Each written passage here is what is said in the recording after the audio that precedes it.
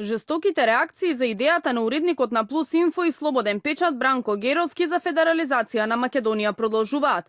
По негативните коментари од страна на актери, спортисти и други јавни личности, последната осуда пристигна од бранителите.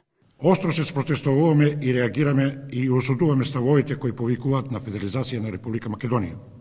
Се работи за многу опасни и закржувачки тези, со кои се подкопуваат темелите на државата.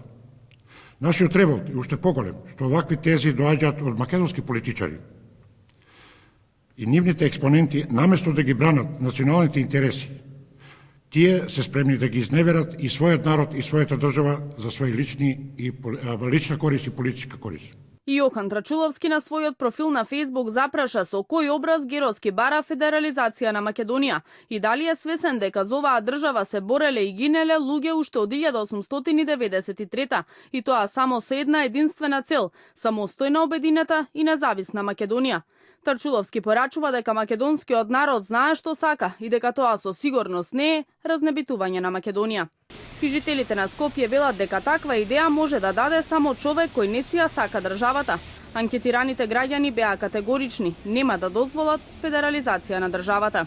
Катастрофа, што да мислам, најлошата варијанта што може да се направи.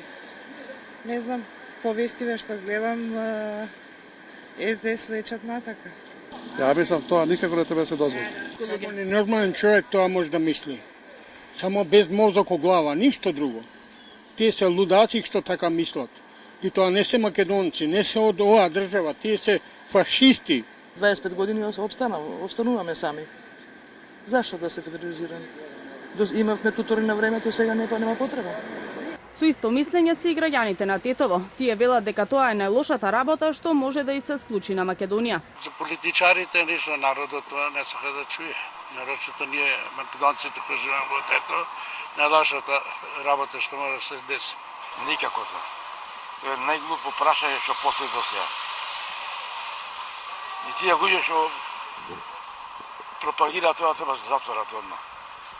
Македонската јавност е згрозена од предлозите на Геровски кој во колумната говори за локални влади, парламенти за двоење на државата по етнички основи и отворено заговара дека треба да се зборува за федерализација и за рекомпонирање на рамковниот договор.